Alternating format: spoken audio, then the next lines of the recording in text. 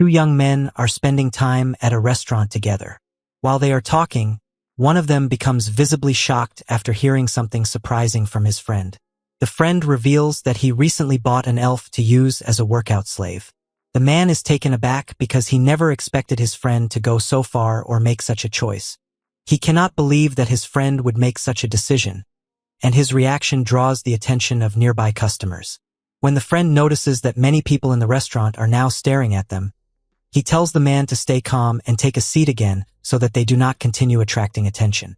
The man sits back down but still feels uncomfortable with everything he is hearing. As he tries to understand the situation better, he asks his friend if the elf is really young. The friend explains that when the elf's age is converted into human years, she would be about 25 years old, even though in elf years, she is around 250.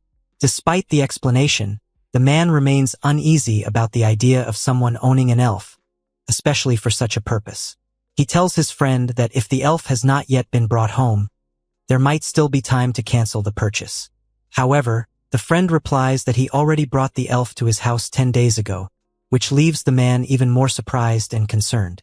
He then tells his friend that owning an elf is not as simple as it might seem, and he questions whether his friend actually knows much about elves at all. The friend responds by saying he only knows about the elf's physical traits and doesn't believe it is necessary to know more. But after thinking about it for a moment, he decides to listen and asks the man to share what he knows about elves. The man begins by explaining that elves are born with a natural connection to spiritual energy and possess magical abilities from birth. The friend interrupts to say he already knows this part. So, the man continues and begins to explain the more important and dangerous truth. He tells his friend that when elves live calm, quiet lives without stress or destruction, their mana grows stronger over time, and it can reach at least twice the level of an average human's mana. He then points out that if an elf lives for over 100 years, their mana would become so powerful that even the most respected and powerful human archmages would not be able to compare. This information stuns the friend. He never imagined that an elf could hold so much magical power. He becomes alarmed and asks if the man is truly serious. The man calmly assures him that he would never lie about something like this, and based on what he just shared, the elf his friend brought home is likely far more powerful than even the best human archmage.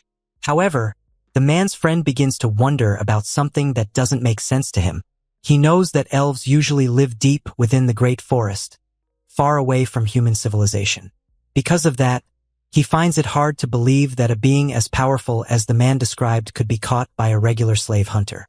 If the elf is truly stronger than a top-ranked human archmage, then there should have been no way for anyone to capture her so easily.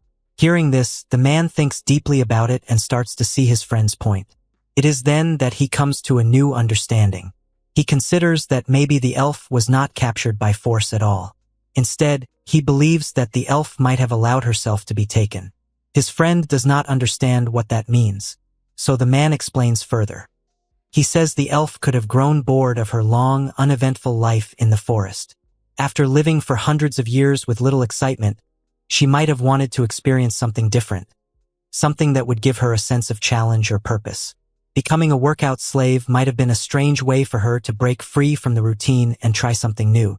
Still confused, his friend tells him that the elf he bought is marked with a slave seal, a magical symbol that should keep her from rebelling.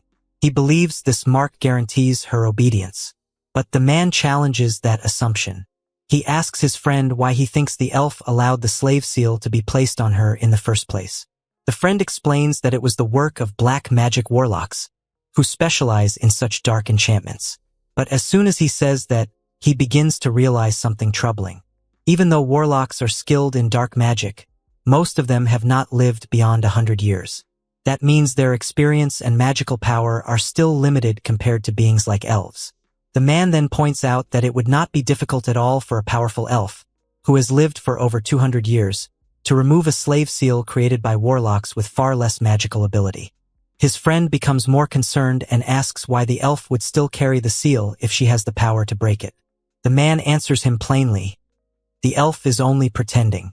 She is keeping the seal on her body because she is playing along, possibly for her own reasons. She might be pretending to be a slave simply to observe, to test, or to entertain herself with the situation. In truth, the man believes that the elf is never truly under control. She is just letting it seem that way. When the man returns home that evening, he begins to notice unusual behavior from the elf that he hadn't paid much attention to before. As she greets him warmly at the door, he decides not to show any reaction. He hides his thoughts and avoids scolding her. However, during dinner he starts feeling uneasy. Her actions, once dismissed as small quirks, now feel unsettling to him. Because of the conversation he had earlier that day, every little thing she does now seems suspicious. Still, he tries to stay calm and tells himself that she might just be testing him in some way. Determined not to provoke her, he makes the conscious decision to tolerate everything she does that evening. He even invites her to sit and eat at the same table with him, something he wouldn't usually allow. Whenever she makes mistakes that would have once annoyed him, he forgives her quickly without complaint. At certain moments when she appears to expect punishment, he surprises her by helping her instead. He even tells her to go rest in her room. This soft and gentle treatment catches the elf off guard. She is clearly surprised by the change in his behavior and does not know how to respond to it. After she leaves, the man activates a magical surveillance ring he had installed earlier. Through the ring, he begins to watch what the elf is doing in her room. But what he sees completely shocks him. The elf is not resting or acting harmlessly. She is calmly planning how to kill him. Her true feelings are revealed through her expressions and actions. She finds his behavior irritating and unnatural, and she is now considering ending his life. At that moment, the man realizes that everything his friend told him at the restaurant is actually true. The elf is not a helpless slave. She is powerful, dangerous, and only pretending. Overwhelmed by fear, he panics and rushes into her room without thinking. The elf is surprised by his sudden entrance, but she quickly hides her true intentions. She puts on an innocent face and politely asks why he has come to see her when he was the one who told her to rest. The man wants to tell her that he saw everything through the ring and knows what she is really planning. But as he stands there, he realizes that if she finds out he has discovered the truth, she might kill him immediately. So, after standing in silence for a moment and weighing his options carefully, Lord Theorad makes a sudden decision. He chooses not to confront the elf directly about what he has seen through the surveillance ring. Instead, he comes up with a risky plan that might help him stay alive a little longer. Forcing a calm tone into his voice, he tells the elf that, from that moment forward, she must walk around the mansion without wearing any clothes. He declares that this will be a new rule, and that it is part of the training she will undergo. Then he adds that her punishment will not be through beatings or pain, but rather through intense physical workouts that will challenge her strength and obedience. His voice is stern, and his expression is serious, but deep down, Theorad is terrified. This strange request and the punishment are part of a desperate act, an attempt to confuse and distract the elf, to throw her off from whatever deadly plan she may have, so he can stay alive. The elf is startled by this demand and tries to apologize immediately. She lowers her gaze and expresses regret for whatever offense she may have caused. But Lord Theorad ignores her apology. He acts cold and unfeeling, keeping up the image of someone too angry to be moved by her words. With a straight face and an air of command, he turns around and leaves her room without saying anything else. Inwardly, however, his heart is racing. He is not angry, he is scared. His only real goal is to survive, and he thinks that by playing the role of a cruel master and trainer, he might confuse her enough to avoid death. Lord Theorad is not known for cruelty. In fact, his reputation throughout the region is that of a merciful noble. He owns a large mansion where several servants and slaves work, but none of them fear being abused or mistreated. He is known to be gentle and just never raising a hand to punish anyone in a brutal way. A notable example of his kindness happened just a few weeks earlier. One of his elf slaves accidentally broke an antique vase, an item so rare and expensive that it could have easily been sold for the price of a small house. In any other noble household, such a mistake would have led to a brutal and bloody punishment. Most masters would not hesitate to tear off a slave's limbs or permanently as a warning to others. But Lord Theorad did not follow that path. Instead of violence, he simply ordered that the slave should skip a single meal as punishment. Later that night, one of the house slaves sees something that leaves her completely stunned. While carrying out a quiet task in the hallway, she happens to catch sight of the elf walking past without any clothes on. The moment shocks her so deeply that she freezes in place, unable to process what she's just seen. Her first thought is that the elf must be facing some sort of punishment, and the only one with the authority to enforce something like that is Lord Theorad. But this confuses her, because the man she knows as her master has never once treated his slaves with cruelty. She starts to question everything she believes about him. Lord Theorad is known throughout the estate as a kind and considerate man. He doesn't raise his voice, and he never uses violence on those who serve him. Even when another slave once broke a priceless vase, he had only punished her by skipping one meal. If that had happened in another noble household, the slave's limbs would likely have been torn apart. That is the kind of mercy he is known for. But now, seeing the elf exposed like this, the slave begins to wonder if her master is just like the rumors she has heard all her life, about how even the gentlest nobles turn into tyrants once they gain the title of lord. Her mind spins with fear and confusion. She wonders if Lord Theorad has always been hiding this side of himself, and now she worries whether she can keep what she saw tonight a secret for the rest of her life. The thought of speaking out fills her with dread. She fears what might happen if she talks, and equally fears what it means to stay silent. Meanwhile, Lord Theorad walks through the mansion grounds, leading the elf slave with him. They arrive at the courtyard, a quiet and sacred place that has been tended by generations of his family. It is a spot he has always treasured, a place of peace and reflection. But now, as he steps into it dragging the elf behind him, he feels out of place. This moment doesn't belong here. He doesn't know what he's doing or why he has brought her to this calm, gentle space while pretending to act like a master punishing his servant. Shame burns within him. Every part of this feels wrong. He tells himself that he is doing it to stay alive, to protect himself from someone who might be far more dangerous than she appears. Yet, despite that, he cannot help but feel embarrassed by the absurdity of the scene. He knows he is acting, but the weight of what he's doing begins to crush him. As they stand in the courtyard, the elf lowers her head and begins to apologize. Her voice is soft, her posture respectful, and she repeatedly asks him for forgiveness. Theorad stands quietly in front of the statue of his father, who passed away and now exists only in the afterlife. He feels a heavy weight in his heart and silently tells his father how deeply sorry he is for ever thinking of himself as a worthless child, someone who might bring ruin to the family that raised him. The thoughts haunt him as he tries to come to terms with who he is and what he is becoming. Afterwards, he begins to inflict punishment on the elf slave he owns. On the surface, it appears as though the elf is reacting to the pain, showing signs of suffering as expected. However, Theorad notices something strange. He realizes that she is secretly using magic mana to protect herself from real harm. She is acting as if she is in pain, but her body is clearly guarded by her hidden power. This makes Theorad aware that if he ever lets her find out that he knows the truth, his life could be in danger. So he decides to pretend along with her, keeping up the role he plays. As part of his act, he starts to lie to her. He claims that, because she is a proud and disobedient slave, he will treat her as nothing more than a source of entertainment, someone to be used and discarded. He tells her that if she ever breaks down or stops being useful, he will simply get another slave to replace her, since that is the destiny he assigns to her. He even goes so far as to tell her that he has been so cruel in the past that many of his slaves could not endure him and ended up dying.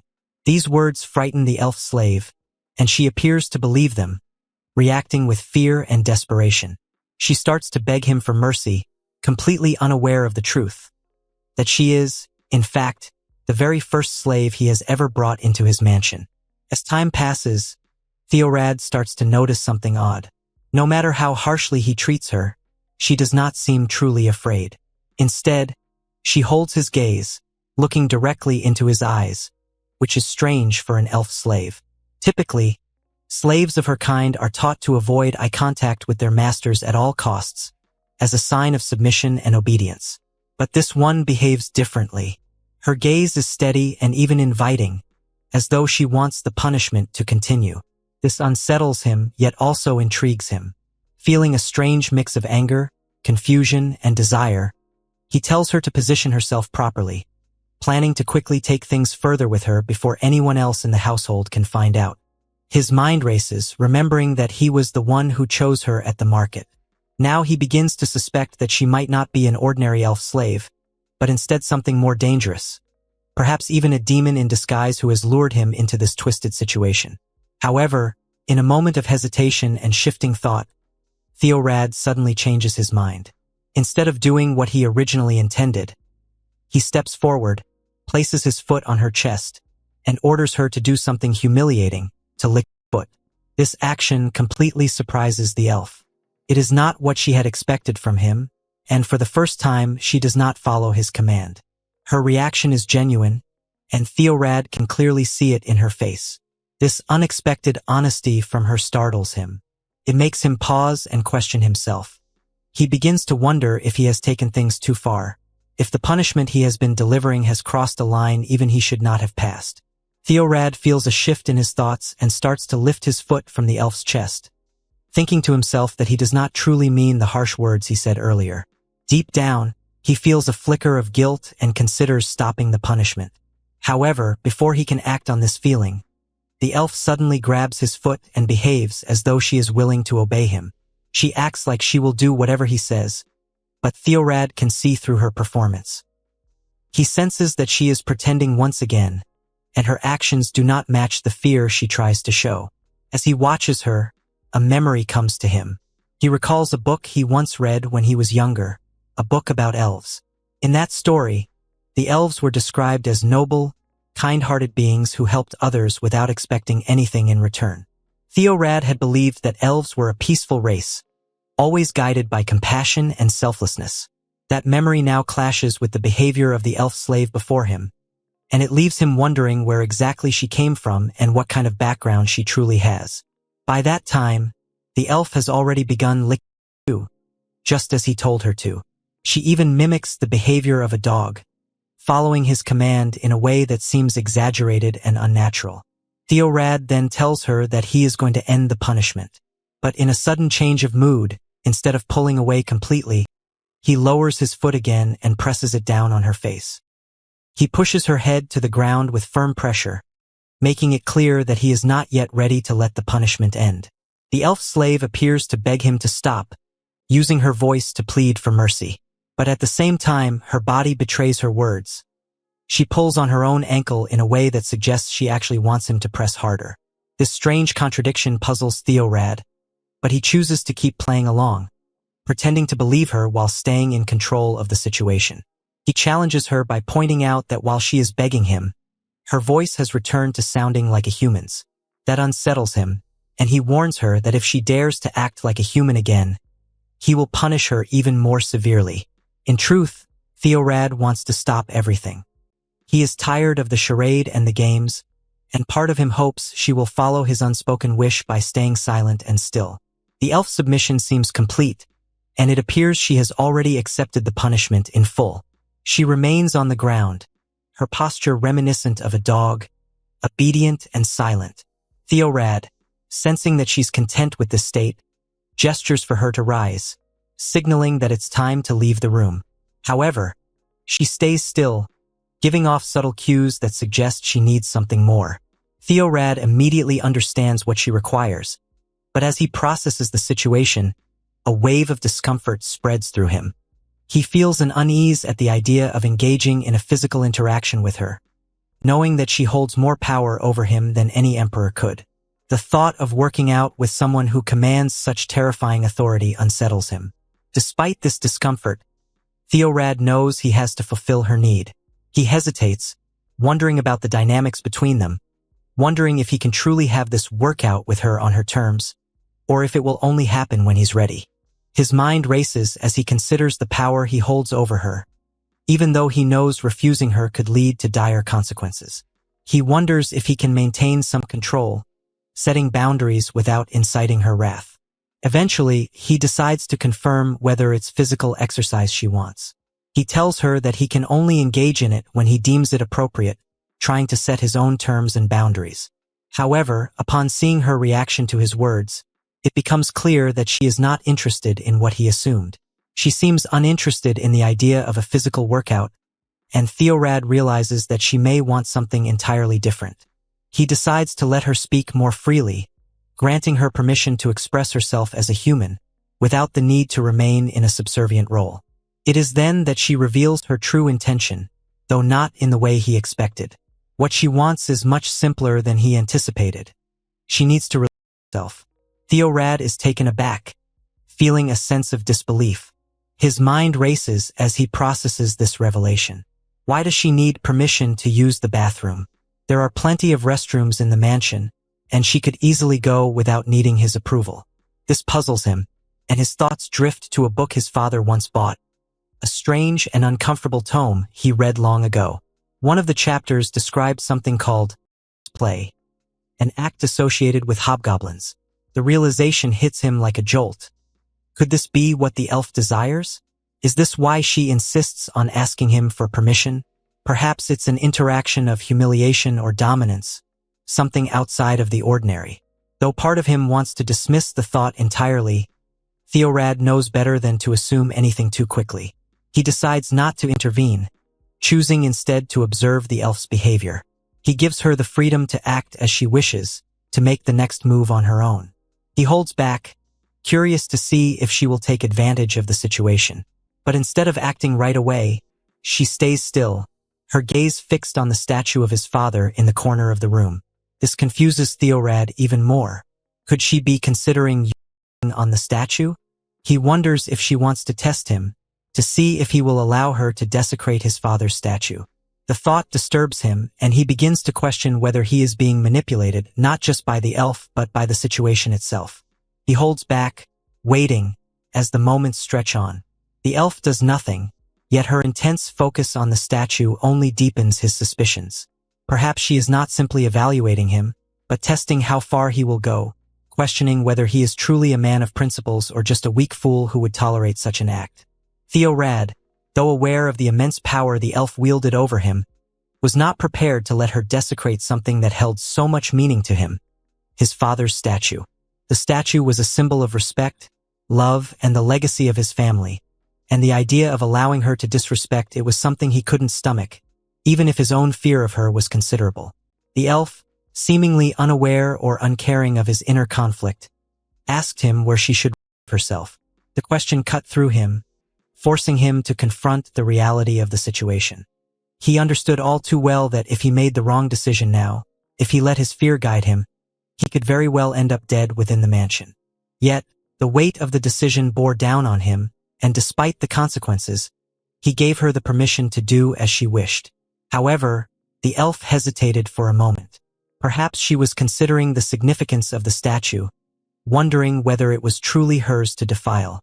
Theorad, feeling the tension in the air, quickly dismissed her hesitation. He told her not to worry about it, explaining that since his father had already passed away, it was no longer his place to prevent her actions. He gave her permission to proceed, though in his heart, a small part of him died with the words. As she moved forward and began to release herself on the statue, Theorad's thoughts were consumed by guilt and regret. His heart was heavy, and he silently asked for his father's forgiveness, knowing that he had failed his family and tarnished the values they had stood for. Once the elf had finished, Theorad's inner turmoil reached its peak. His mind swirled with a desire to reclaim some semblance of authority, to punish her for what she had done, even though part of him wondered if he could truly do so. In a moment of weakness, he demanded that she lick the from the statue as a form of retribution, hoping to assert some control over the situation. But as soon as the words left his mouth, he saw the elf's reaction, a mixture of irritation and disgust. The smell clearly repulsed her, and she pleaded with him, begging him not to force her to comply with his order. Theorad pulls her back into the house. He sees that everyone is sleeping. He tells her to stand so she can return to her bed, but she says she still wants more punishment. This surprises Theorad because he did not think she would still be unsatisfied after peeing on his father's statue. He starts to think about what else she might want. He worries that he might get killed if he forces her into her room without doing anything. So, he tries hard to think of something she wants from him. Then, he remembers that he had promised to torture her with exercise before. He sees that she is now asking for that torture. Theorad knows that he is also new to exercise. He does not know anything about working out yet, so he cannot do it with her now. Because of this, he thinks of another thing he can do to please her. He tells her to lie down facing him. He takes off his shoe and offers his feet for her to lick. But he sees that her reaction does not show satisfaction. Also, he did this to her earlier, so he wonders what else he can do. Just then, he realizes something. He uses his feet to gently touch her body. From her reaction, he can tell that she is really enjoying it. She even starts making sounds. He quickly tells her to stop making loud noises so others will not wake up, and she listens immediately. After an extended period of tormenting her in such a manner, Theorad can no longer bear to witness her responses. His mind, clouded with the realization that he has pushed her beyond any reasonable limit, urges him to stop before he escalates the situation further. He senses, from her tearful yet almost anticipatory expressions, that there is an unspoken desire within her for something beyond the pain he is inflicting.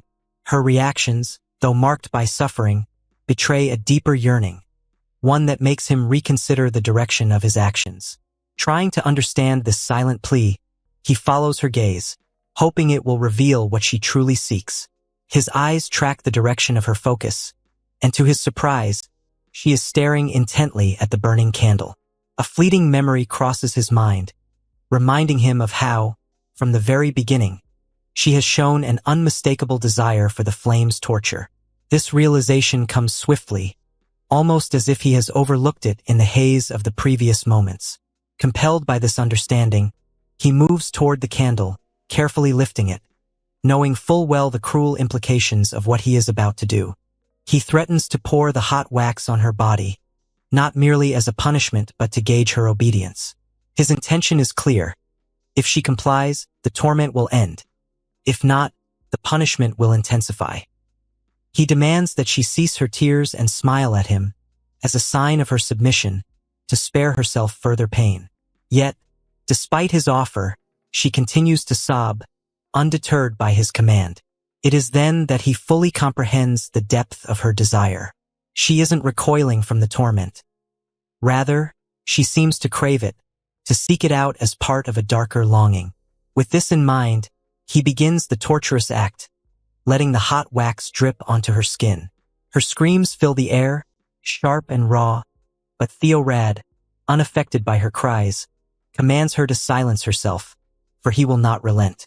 She, desperate to obey, quickly clamps her hand over her mouth, stifling the noise as best as she can.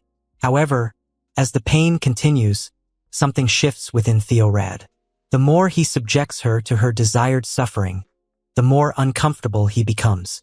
His actions, though initially driven by a cold, detached sense of power, begin to weigh on him.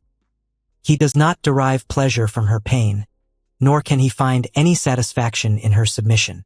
The realization strikes him with an unsettling force. He is tiring, both mentally and emotionally, from the cruelty he is forcing upon her. Unable to endure any further, he abruptly casts the candle aside and, in a rare moment of fatigue, declares the session over. Telling her to clean up the mess, he retreats to his room, seeking solace in the solitude that awaits him. But even as he closes the door behind him, uncertainty lingers in his mind. He is still haunted by the thought of how the elf will react to the events of the day. Will she be broken by the torment, or will she find satisfaction in it? Unwilling to wait for an answer, he turns to his surveillance system, watching through the hidden cameras as she recovers from the ordeal. As the footage unfolds before his eyes, a strange sense of relief washes over him when he sees her demeanor shift. She has, indeed, found pleasure in the torture he has inflicted, a twisted satisfaction that leaves him both unsettled and strangely satisfied by her response. Theorad feels a sense of relief, knowing he has survived the day's events, but that relief is short-lived. A troubling thought lingers in his mind. Is this truly the way he will continue each day? The repetitive nature of it unsettles him, and he knows that to maintain control, he must escalate the torture. The thought weighs heavily on him. He cannot afford to let the intensity of the punishment wane, for that would risk losing the dominance he has worked so hard to establish. But as he contemplates this, another concern arises. He knows that the slave might soon request some form of exercise, some way to keep her body in shape, and the realization hits him that he knows nothing about such matters. Theorad considers, with growing unease, that perhaps the best course of action would be to find a way to send her away before things spiral beyond his control. Early the next morning, one of the workers in the mansion carried out his usual duties, starting with bowing before the statue of Theorad's father, as part of the routine the staff adhered to. However, as he lowered his head, a strong and unpleasant odor reached his nose, the unmistakable smell of urine. Startled, he immediately lifted his head and glanced around, trying to determine the source of the scent. At first, he thought it might be the work of the troublemakers in the mansion, those individuals who had always caused mischief.